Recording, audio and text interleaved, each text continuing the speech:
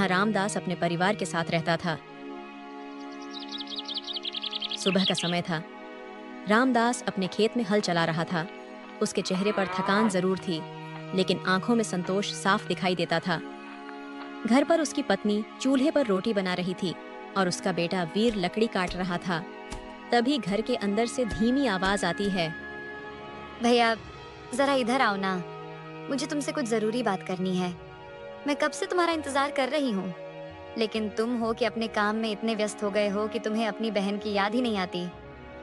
वीर मुस्कुराते हुए अंदर आता है। अरे पगली, ऐसा कैसे हो सकता है कि मुझे अपनी बहन की याद ना आए? तू तो इस घर की जान है। बता क्या बात है? इतनी गंभीर क्यों लग रही है तू? भैया, आज सुबह पिताजी मुझसे कुछ बात कर रहे थे। वो कह रहे थे कि उन्होंने मेरे लिए एक रिश्ता देखा है और वो लोग बहुत अच्छे हैं। मुझे समझ नहीं आ रहा कि मुझे खुश होना चाहिए या डरना चाहिए। गौरी, तू क्यों डर रही है? मैं तेरी शादी ऐसे घर में करूंगा जहां तुझे बेटी से भी ज्यादा प्यार मिले। जब तक मैं जिंदा हूं ना, तुझे किसी चीज की चिंता करने की जरूरत नहीं है। गौरी की आंखों में आंसू आ जाते हैं। भैया, मुझे पता है तुम मेरे लिए सब कुछ कर सकते हो, लेकिन मुझे डर इस बात का है कि मेरी शादी के बाद तुम अकेले हो जाओगे। माँ पिताजी भी बूढ़े हो रहे हैं और मैं चली जाऊंगी तो तुम्हारा ख्याल कौन रखेगा? अरे पगली, मैं कोई बच्चा नहीं हूं। तेरी खुशी मेरे लिए सबसे ज्यादा जरूरी है। अगर तू खुश रहेगी तो मुझे भी कभी अकेलापन महसूस नहीं होगा। तभी बाहर से पिता रामदास की आवाज आती है। अरे वीर, जरा इधर आओ बेटा। मुझे तुमसे एक जरूरी बात करनी है। वीर बाहर जाता है। रामदास अपने माथे का पसीना पोंछते हुए बैठ जाता है। वीर बेटा, मैंने गौरी के लिए रिश्ता पक्का कर दिया है। लड़का बहुत अच्छा है, परिवार भी बहुत संस्कारी है और सबसे बड़ी बात, वो लोग हमारी हालत समझते हैं। उन्होंने कोई ज्यादा मांग भी नहीं रखी। वीर ध्यान से सुनता है। पिताजी, आपने सब कुछ सोच समझकर ही फैसला लिया होगा, लेकिन एक बात बताइए, दहेज की क्या बात हुई है? क्योंकि आजकल बिना दहेज के कोई रिश्ता आसानी से नहीं होता। बेटा, उन्होंने सिर्फ इतना कहा है कि जो तुम अपनी खुशी से दे सको वही काफी है। लेकिन मैं चाहता हूं कि मैं अपनी बेटी को खाली हाथ ना भेजूं। इसलिए मैंने सोचा है कि मैं थोड़ा बहुत इंतजाम कर लूंगा। पिताजी, आप बिल्कुल चिंता मत कीजिए। मैं दिन रात मेहनत करूंगा और गौरी की शादी में कोई कमी नहीं रहने दूंगा। मुझे तुम पर पूरा भरोसा है बेटा। तुम ही इस घर की असली ताकत हो। कुछ दिन बाद रामदास और उसकी पत्नी तैयार हो रहे थे। सुनो, आज हमें शहर जाकर रिश्तेदारों को शादी का निमंत्रण देना है। जल्दी तैयार हो जाओ, हमें देर नहीं करनी चाहिए। वीर पास खड़ा सुन रहा था। पिताजी, आप दोनों अकेले क्यों जा रहे हैं? रास्ता लंबा है और थोड़ा खतरनाक भी। अगर आप कहें तो मैं आपके साथ चल सकता हूं। नहीं बेटा, तुम घर पर ही रहो, हम जल्दी ही वापस आ जाएंगे। तुम बस घर और गौरी का ध्यान रखना। माँ, जल्दी वापस आना, मुझे अच्छा नहीं लग रहा। हम जल्दी ही लौट आएंगे, तुम चिंता मत करो। दोनों घर से निकल जाते हैं। दिन बीतता है, शाम हो जाती है, अंधेरा छा जाता है, लेकिन रामदास और उसकी पत्नी वापस नहीं आते। भैया, अभी तक माँ पिताजी क्यों नहीं आए? मुझे बहुत डर लग रहा है। वीर खुद भी परेशान था, लेकिन खुद को संभालता है। तू चिंता मत कर गौरी, शायद रास्ते में देर हो गई होगी, वो आ जाएंगे। तभी अचानक गांव का एक आदमी दौड़ता हुआ आता है और उसकी सांसें तेज चल रही थीं। वीर, बहुत बड़ा अनर्थ हो गया। जिस गाड़ी से तुम्हारे माँ पिताजी आ रहे थे, वो गाड़ी खाई में गिर गई और उसमें कोई भी जिंदा नहीं बचा। ये सुनते ही वीर के पैरों तले जमीन घिसक जाती है। गौरी जमीन पर बैठ जाती है। नहीं, ये झूठ है, ऐसा नहीं हो सकता। माँ पिताजी, आप हमें छोड़कर नहीं जा सकते। वीर की आंखों से आंसू बहने लगते हैं। हे भगवान, आपने हमारे साथ ऐसा क्यों किया? हमने आपका क्या बिगाड़ा था? अगले दिन हवा में एक अजीब सा सन्नाटा था। चिता जल रही थी और उसके सामने खड़ा वीर बिना कुछ बोले बस आग को देख रहा था। उसकी आंखों में आंसू नहीं थे, क्योंकि दर्द अब आंसुओं से भी आगे निकल चुका था। पास में खड़ी गौरी फूट फूट कर रो रही थी। भैया, अब हम क्या करेंगे? माँ पिताजी के बिना हम कैसे रहेंगे? मुझे कुछ समझ नहीं आ रहा। सब कुछ खत्म हो गया भैया, सब कुछ। वीर धीरे से उसकी तरफ देखता है और खुद को संभालते हुए बोलता है, गौरी, खुद को संभाल। अगर तू टूट गई ना तो मैं भी टूट जाऊंगा। अब हमें ही एक दूसरे का सहारा बनना होगा। माँ पिताजी नहीं रहे, लेकिन उनकी जिम्मेदारियां अभी भी जिंदा हैं और हमें उन्हें पूरा करना होगा। गौरी धीरे धीरे शांत होने की कोशिश करती है। अंतिम संस्कार के बाद घर का आंगन, सब कुछ सूना सूना लग रहा था। वीर चुपचाप कोने में बैठा था। तभी वहां उसका चाचा रतन आता है। चेहरे पर बनावटी चिंता थी, लेकिन आंखों में कुछ और ही चल रहा था। वह पास आकर बैठता है। वीर बेटा, मुझे पता है तुम पर क्या बीत रही है, लेकिन अब तुम्हें मजबूत बनना पड़ेगा। अब इस घर की सारी जिम्मेदारी तुम्हारे कंधों पर है। तुम्हें ही सब संभालना होगा। चाचा जी, मैं समझ रहा हूं, लेकिन सब कुछ इतना अचानक हो गया। मुझे कुछ सोचने का मौका ही नहीं मिला। बेटा, एक और जरूरी बात है। तुम्हारे पिताजी का सपना था कि गौरी की शादी धूमधाम से हो, और अब वो जिम्मेदारी भी तुम्हें ही निभानी होगी। मैं ये जिम्मेदारी जरूर निभाऊंगा चाचा जी। चाहे मुझे कितनी भी मेहनत करनी पड़े, मैं गौरी की शादी अच्छे से करूंगा। चाचा के चेहरे पर हल्की सी मुस्कान आ जाती है, जैसे वो यही सुनना चाहता था। बेटा, मुझे बहुत अफसोस है, लेकिन तुम्हारी चाची की तबीयत बहुत खराब है। मुझे तुरंत जाना पड़ेगा।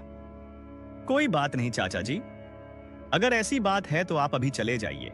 यहाँ की चिंता मत कीजिए, मैं संभाल लूंगा। चाचा सिर हिलाता है, लेकिन जाते जाते भी उसकी नजर घर और जमीन पर पड़ती है, जैसे कुछ सोच रहा हो।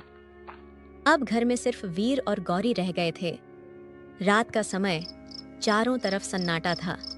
गौरी धीरे से बोलती है, भैया, मुझे बहुत डर लग रहा है।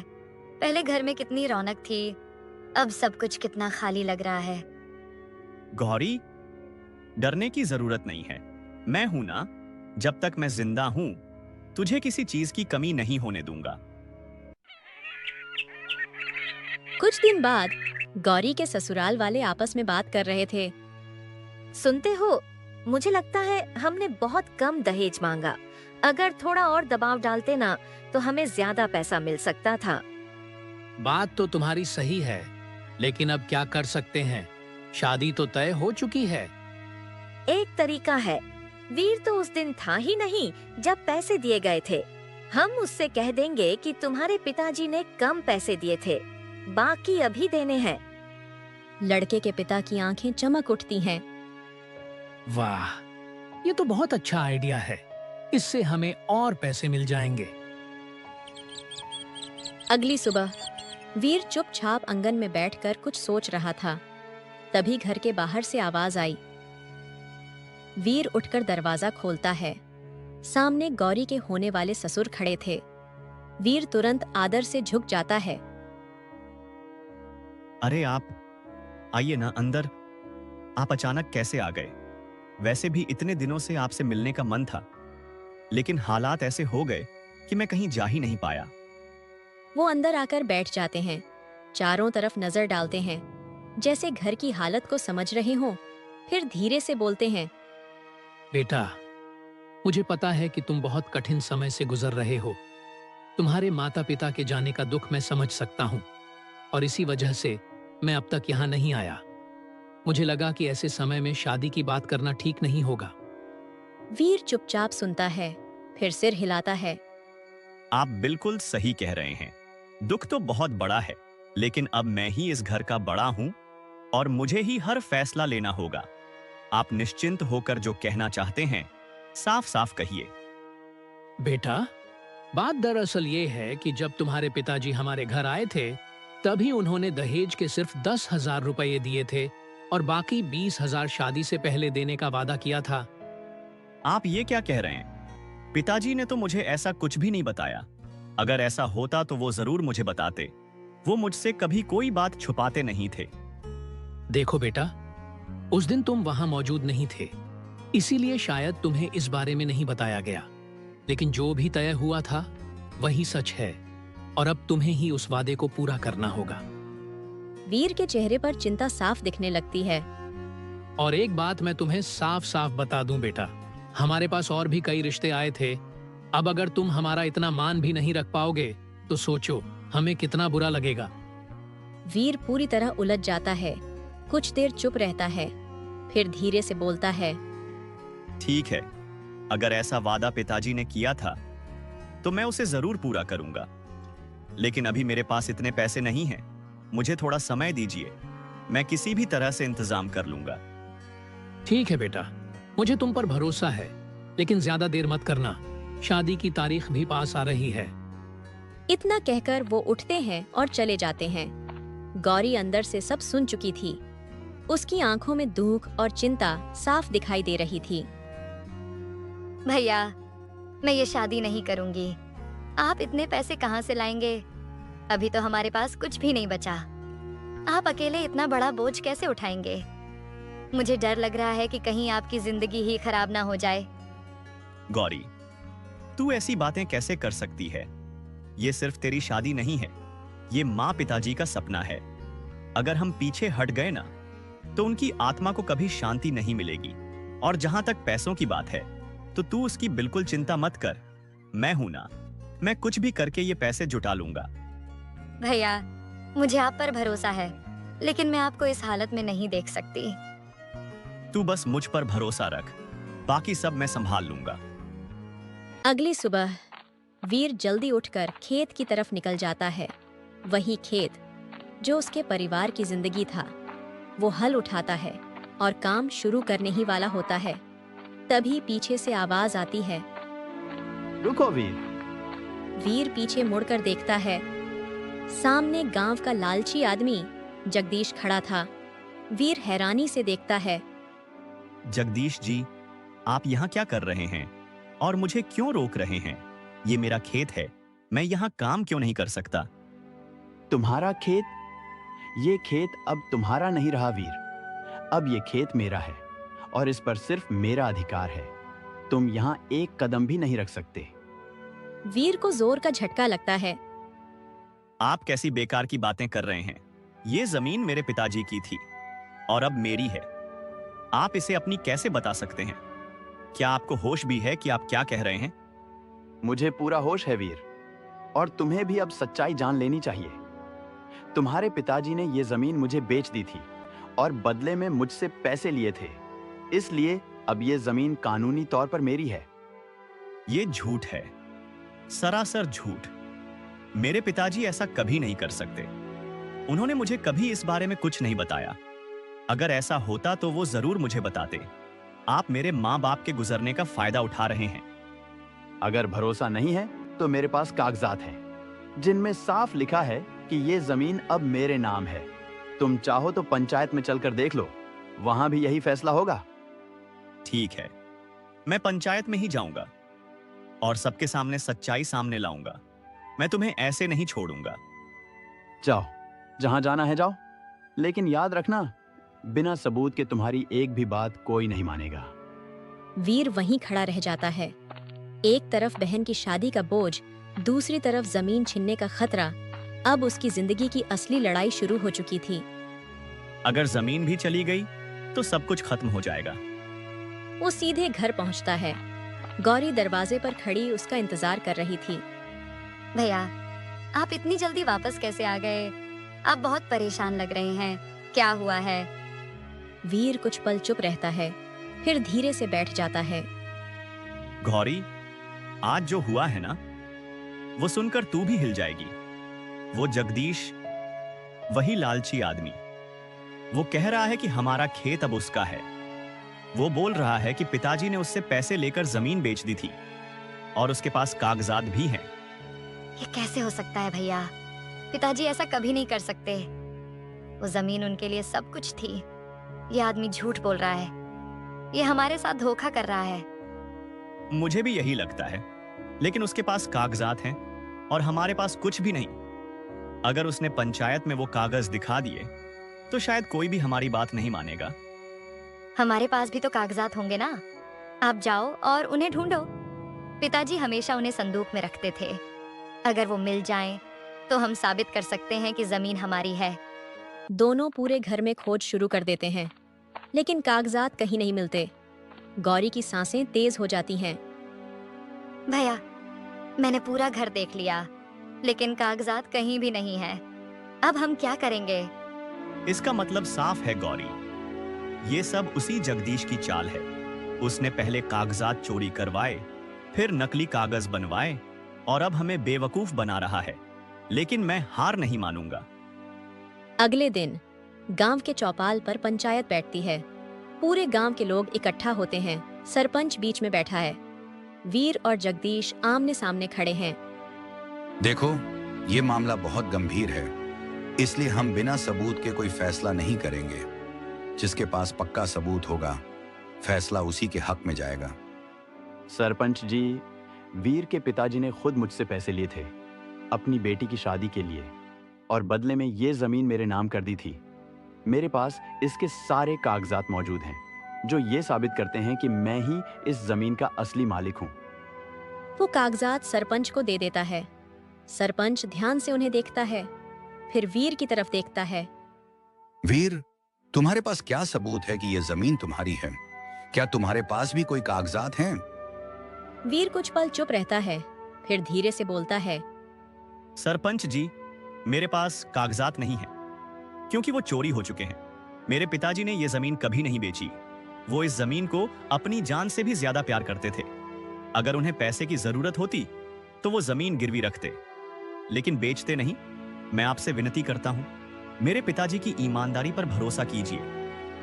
कुछ लोग वीर की बात से सहमत होते हैं, लेकिन सबूत नहीं है। जगदीश मुस्कुराता है।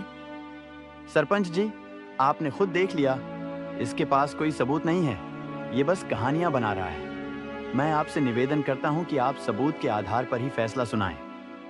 सरपंच गहरी सांस लेता है, कुछ पल सोचता है, फिर फैसला सुनाता है। हमें अफसोस है वीर, लेकिन पंचायत सबूत के आधार पर ही फैसला करती है, और कागजात के अनुसार ये जमीन अब जगदीश के नाम है। इसलिए आज से जमीन पर तुम्हारा कोई अधिकार नहीं है। ये सुनते ही वीर की दुनिया जैसे रुक जाती है। गौरी रो पड़ती है। भैया, अब हम क्या करेंगे? हमारे पास तो कुछ भी नहीं बचा। वो जमीन ही हमारा सहारा थी। अब हम जिएंगे कैसे? वीर की आंखों में आंसू आ जाते हैं, लेकिन वो खुद को संभालता है। गौरी, रो मत। अभी सब खत्म नहीं हुआ। जब तक मैं जिंदा हूं, मैं हार नहीं मानूंगा। मैं कुछ ना कुछ जरूर करूंगा। उधर जगदीश अपने घर जाता है और जोर जोर से हंसता है। देखा कैसे मैंने उस वीर को बेवकूफ बना दिया। उसके पिताजी ने तो कभी मुझसे 1 रुपया भी नहीं लिया था, लेकिन मैंने चालाकी से उसके घर से कागजात चोरी करवाए, फिर पटवारी को पैसे देकर जमीन अपने नाम करवा ली। अब वो कुछ भी कर ले, ये जमीन मेरी ही रहेगी। अब वीर के पास न जमीन है, न पैसे, और ऊपर से दहेज का बोझ। पंचायत के बाद गांव के लोग धीरे धीरे वहां से जाने लगे, लेकिन वीर वहीं खड़ा रह गया। भैया, मैं आपको इस हालत में नहीं देख सकती। अगर मेरी वजह से आपको इतना दुख सहना पड़ रहा है, तो मैं ये शादी नहीं करूंगी। गौरी, तू बार बार एक ही बात क्यों दोहरा रही है? मैंने तुझे पहले भी कहा था, ये सिर्फ तेरी शादी नहीं है, ये माँ पिताजी का सपना है, और मैं इस सपने को टूटने नहीं दूंगा। गौरी चुप हो जाती है। अगले ही दिन से वीर गांव में मजदूरी करने निकल जाता है। कभी लकड़ी काटता, कभी खेतों में दूसरों के लिए काम करता, लेकिन फिर भी उसके पास पैसे बहुत कम थे।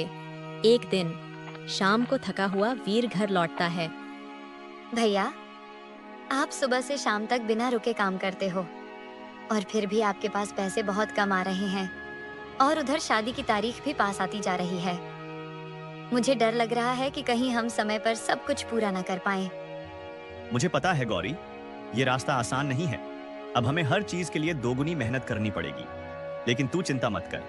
धीरे धीरे ही सही हम पैसे जमा कर लेंगे और तेरी शादी अच्छे से होगी। कुछ दिन बाद गांव में एक नया आदमी आता है। उसका नाम था रघुवीर बाबू। वो गांव में घूम रहा था। उसी दौरान उसकी नजर वीर पर पड़ती है, जो भारी बोझ उठाकर जा रहा था। रघुवीर कुछ देर उसे देखता है, फिर उसके पास जाता है। बेटा, मैं काफी देर से तुम्हें देख रहा हूँ। तुम इतनी मेहनत कर रहे हो, लेकिन तुम्हारे चेहरे पर खुशी नहीं, बल्कि एक गहरी चिंता दिखाई दे रही है। वीर पहले तो चुप रहता है, लेकिन फिर धीरे धीरे सब बता देता है। माँ बाप की मौत, जमीन का धोखा, दहेज का दबाव, सब कुछ। रघुवीर ध्यान से सुनता है। उसके चेहरे पर गंभीरता आ जाती है। उसी रात रघुवीर गांव में घूम रहा था। तभी वो जगदीश के घर के पास से गुजरता है। अंदर से हंसी की आवाज आ रही थी। वो रुक जाता है और ध्यान से सुनता है। अंदर जगदीश अपने दोस्त से बात कर रहा था। अरे भाई, मजा आ गया। मैंने उस वीर के घर से कागजात चोरी करवा लिए और पंचायत में सबके सामने उसे हरा दिया, और मैं उसकी जमीन पर राज करूंगा। रघुवीर की आंखें सिकुड़ जाती हैं। अब उसे सच्चाई समझ आ चुकी थी। अगले दिन रघुवीर सीधे जगदीश के पास जाता है। सुना है तुम्हारे पास बहुत उपजाऊ जमीन है। मुझे खेती का शौक है और मैं किसी अच्छी जमीन की तलाश में हूँ। अगर तुम तैयार हो तो मैं तुम्हें अच्छा पैसा दे सकता हूँ। जगदीश के चेहरे पर लालच आ जाता है। अगर पैसे की बात सही रही तो मैं जरूर बेच दूंगा। वैसे भी मेरे पास और भी जमीन है, लेकिन ये जमीन बहुत कीमती है। इसके लिए तुम्हें अच्छी कीमत चुकानी पड़ेगी। पैसे की चिंता मत करो, लेकिन मुझे पहले जमीन के कागजात देखने होंगे, ताकि मुझे यकीन हो जाए कि जमीन पूरी तरह से तुम्हारी है। जगदीश बिना सोचे समझे तैयार हो जाता है, क्योंकि उसे अपने झूठ पर पूरा भरोसा था। अगले दिन सुबह जगदीश अपने घर में बैठा था और बार बार पैसों के बारे में सोचकर मुस्कुरा रहा था। आज तो मोटा सौदा होने वाला है। तभी रघुवीर वहां पहुंचता है। तो जगदीश जी, जैसा हमने तय किया था, मैं आज जमीन देखने और कागजात जांचने आया हूं। मैं कोई जल्दीबाजी में फैसला नहीं करता, इसलिए मैं चाहता हूं कि हर चीज साफ साफ और सही तरीके से हो, ताकि आगे चलकर कोई परेशानी ना हो। आप बिल्कुल सही कह रहे हैं, और आपको चिंता करने की कोई जरूरत नहीं है। मेरे पास इस जमीन के पूरे और असली कागजात हैं। अब इस जमीन पर सिर्फ मेरा ही अधिकार है। आप आराम से सब कुछ देख सकते हैं।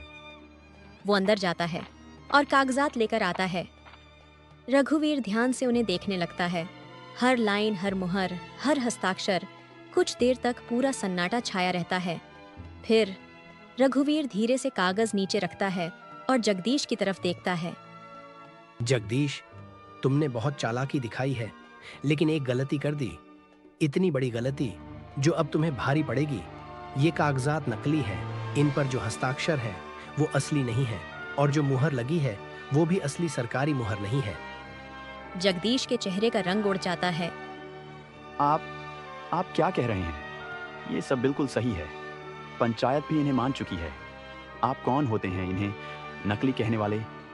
मैं कौन हूं ये जानना चाहते हो ना? तो सुनो, मेरा नाम रघुवीर सिंह है और मैं जिला प्रशासन में जांच अधिकारी हूं। मुझे कई दिनों से इस गांव में जमीन के फर्जी सौदों की शिकायत मिल रही थी, इसलिए मैं खुद यहां सच्चाई पता लगाने आया हूं। जगदीश के पैरों तले जमीन खिसक जाती है। कुछ ही देर में पूरे गांव में खबर फैल जाती है। पंचायत फिर से बुलाई जाती है। रघुवीर सबके सामने खड़ा होता है। गांव वालों, जगदीश ने वीर के घर से असली कागजात चोरी करवाए, फिर पटवारी को रिश्वत देकर नकली कागज बनवाए और उन्हीं नकली कागजों के आधार पर पंचायत को गुमराह किया, और इसके खिलाफ सख्त कार्रवाई होगी। गांव में हंगामा मच जाता है। लोग गुस्से से जगदीश को देखने लगते हैं। जगदीश अब पूरी तरह टूट चुका था। वो घुटनों के बल बैठ जाता है। मुझे माफ कर दीजिए, मुझसे बहुत बड़ी गलती हो गई। मैं लालच में अंधा हो गया था। मुझे वो जमीन चाहिए थी, इसलिए मैंने गलत रास्ता अपनाया। मुझे मेरे किए की सजा दीजिए। मैं हर सजा के लिए तैयार हूं। जगदीश, तुमने ना सिर्फ वीर के साथ धोखा किया है, बल्कि पूरे गांव के विश्वास को तोड़ा है। इसलिए पंचायत ये फैसला सुनाती है कि वीर की जमीन तुरंत उसे वापस की जाए और इतने दिनों का जो नुकसान हुआ है उसकी भरपाई भी तुम करोगे। इसके अलावा प्रशासन तुम्हारे खिलाफ कानूनी कार्रवाई करेगा। पंचायत के फैसले के बाद वीर की आंखों से आंसू आने लगते हैं। वीर रघुवीर के पास जाता है। साहब, अगर आप नहीं आते तो मैं जिंदगी भर मेहनत करता रहता, लेकिन मुझे कभी इंसाफ नहीं मिलता।